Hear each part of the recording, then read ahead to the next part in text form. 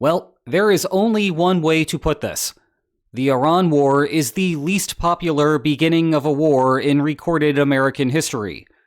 I will show you the data in a second, but the bigger story here is what happens afterward, because we have elections upcoming in November, the results of which will determine the long-run fate of the Republican Party.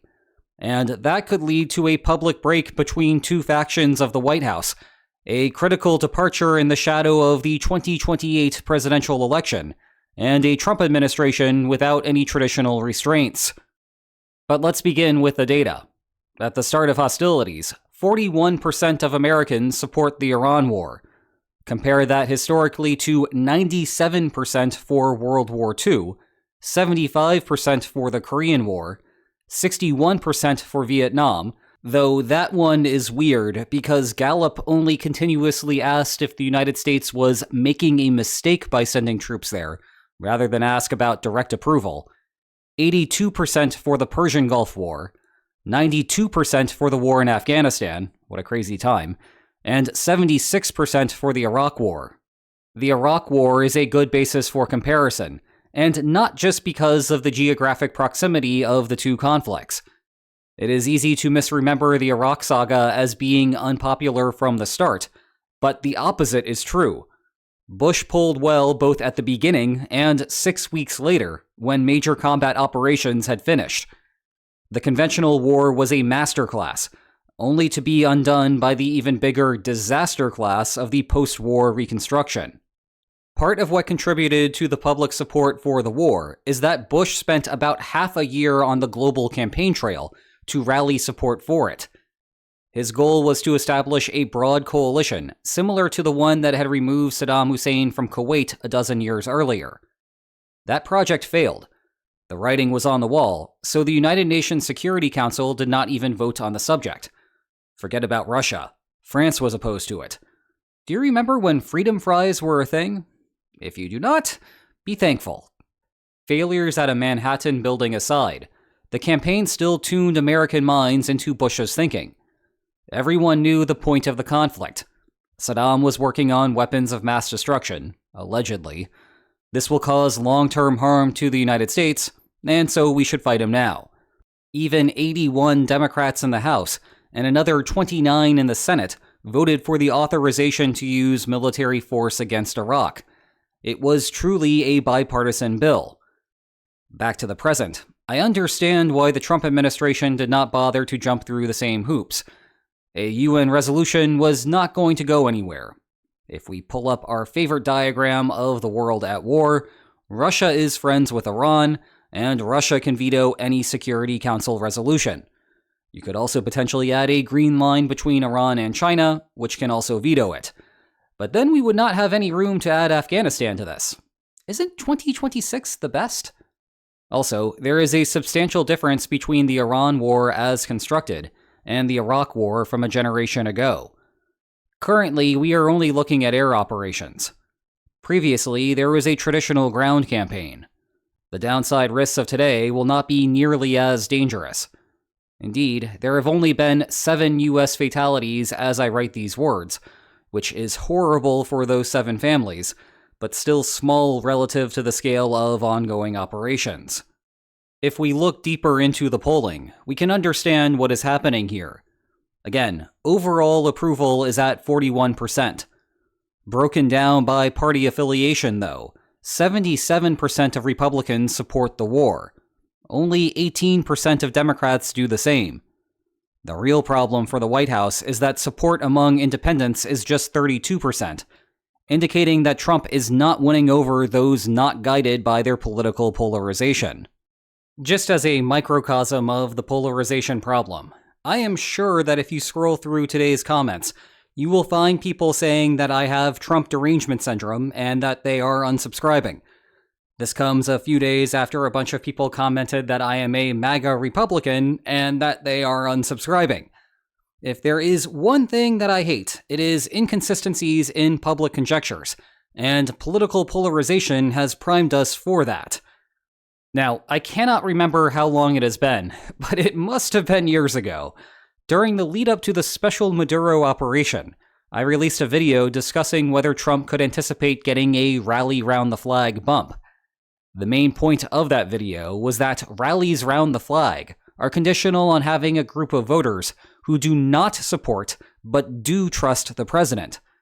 That group is basically non-existent in the United States, and thus there will be no rally round the flag effect here.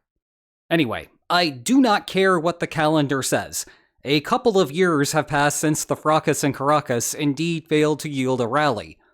Fast forwarding to the present, the point still applies today, and we are seeing it with the Iran war, hence these numbers. It is possible that the numbers could improve over time. There are strategic reasons to fight this war, and maybe some voters will learn about them as the conflict stays in the headlines. Even conditional on not seeking United Nations authorization, the administration still failed in its pre-war communication strategy to the American public. An information dump now is better than no information dump at all. But then again, maybe voters will learn about the administration's rationale, conclude that it is silly, and dislike this war even more. Trump might also benefit from succeeding in the real underlying goal of the war: regime change, and the establishment of a more moderate government. Still, because we live in an era of political polarization, I would bet on only modest effects. And this is generally fighting the inertia of war, where approval numbers trend downward over time. So unless the White House starts getting great news on the battlefield soon, there are plenty of reasons to be pessimistic. Now, if you found that discussion interesting, great, because that was just the preface for today's main topic. Perhaps you might want to file this under way too soon to consider. But let's start discussing what Trump's final 2 years in office might look like anyway, because there is a scenario that Europe, Democrats, and traditional Republicans should all worry about, and it centers around this man: Secretary of State, Acting National Security Advisor, Archivist, Administrator of USAID, de facto Godfather of Venezuela, and perhaps aspiring Godfather of Cuba, Marco Rubio. Quick check of the electoral clock. In the United States, presidential elections are held every November in years divisible by 4. In the 2 years in between, midterm elections take place for just the House of Representatives, as well as about a third of senators. Historically speaking, midterm elections result in bad outcomes for the president's party. Part of this is because the president was popular when he was elected 2 years earlier, and co-partisans benefited from that popularity on the downstream ballot. Part of it is that presidents generally become less popular over time because they actually have to implement policies. Voters come to terms that the idealized version of who they thought they were voting for is not the same person as the actual president, and they punish the party overall. The situation looks especially bad for President Trump in 2026. He was elected in 2024 largely because of the sagging economy for Main Street Americans, who rejected another 4 years from the collective Biden-Harris administration. Wall Street has surged under Trump, but that same Main Street malaise still lingers, except now it is Trump's economy. One of Trump's strongest issues with voters has traditionally been the border, but then ICE killed 2 U.S. citizens on the streets of Minnesota. Now the most recent Reuters poll puts Trump underwater on immigration by 17 points. Through about 400 days into a new presidency, he is the least popular president in modern polling history, though this is somewhat conflated by this being his second term overall, and presidents generally becoming less popular as they stay in the White House longer. Then there are all sorts of other issues that hang over the administration, ranging from a world constantly on the brink of crisis to the Epstein files, and a large chunk of Americans who see the crises on the world stage manufactured as a consequence of the Epstein files. Then there is the problem that the Republican Party has consistently faced in the Trump era. Republicans do fairly well when Trump is on the ballot. They do very poorly when he is not. Trump is a polarizing figure to say the least.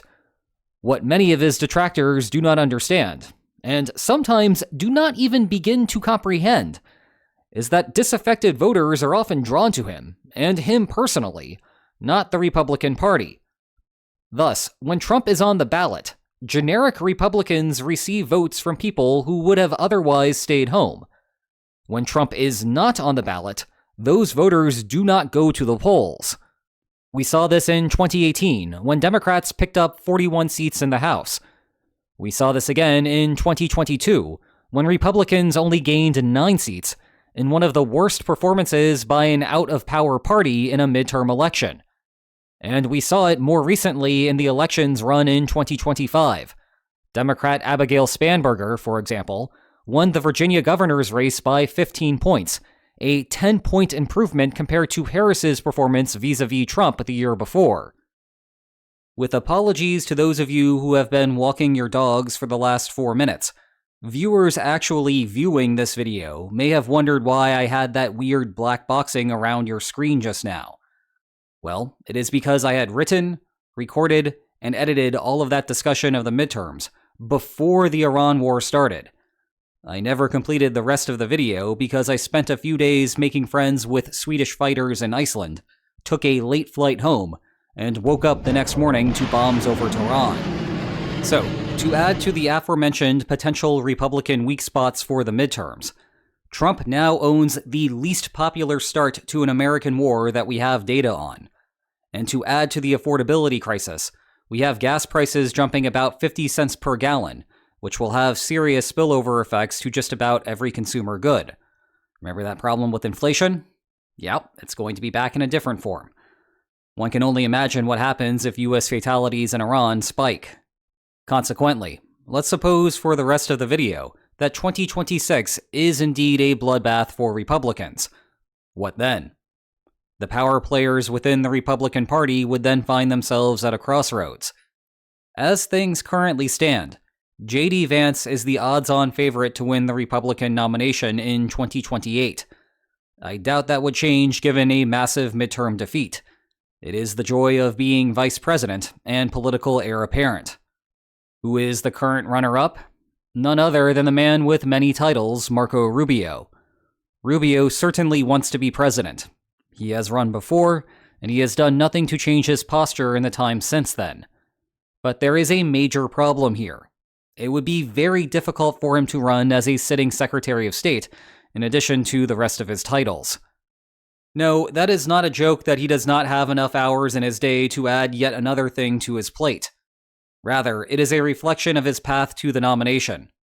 Rubio would need to run as the alternative to MAGA, someone with enough Trumpian credentials to still win over some percentage of that base, but with enough mainstream views to get near unanimous support from Bush-era Republicans. That will put him at odds with Vance, who will stay much closer to the Trump position.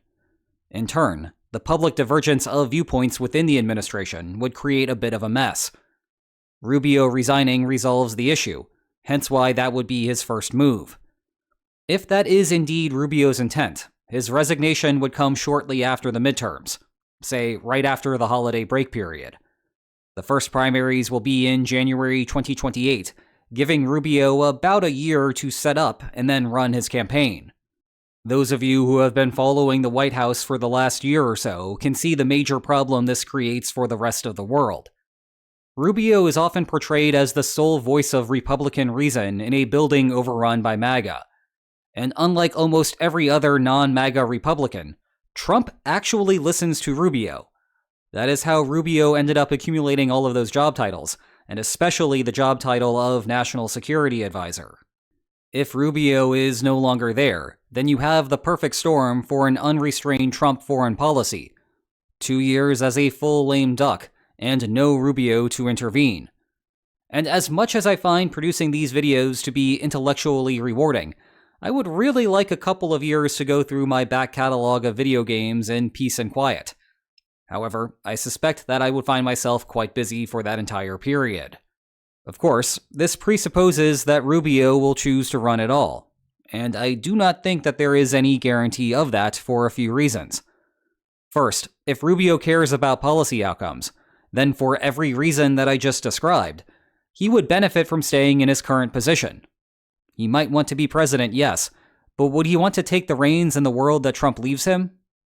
Second, if the midterms are as much of a disaster as we assume that they will be, Rubio might chalk up 2028 as a lost cause for Republicans anyway. Might as well abandon the aspiration, lest you turn into a scapegoat. You are still relatively young, and you would be the clear frontrunner for 2032. Finally, if you stay the course, there is a good chance that Vance will select you as his vice presidential pick. You are unobjectionable to moderate voters, hail from a purple-ish state, and represent an olive branch to the traditional Republican base. If 2028 is salvageable for Republicans, great. You are now vice president. If it is indeed a lost cause, no big deal. You are just the vice presidential candidate, and you remain the frontrunner for 2032. Which will it be? I do not know. Again, we just imagined that 2026 was a blue wave and started theorizing from there. But I will say this. After the Iran war began, the odds that Rubio becomes the Republican nominee, not just runs, but successfully wins the nomination, jumped from 20% to 31% on prediction markets. Thus, there are a lot of people who think that the game is afoot. If you want to learn more about the broader conflict happening in the Middle East, check out this playlist dedicated to the subject. And if you enjoyed today's video, then please like, share, and subscribe, and I will see you next time. Take care.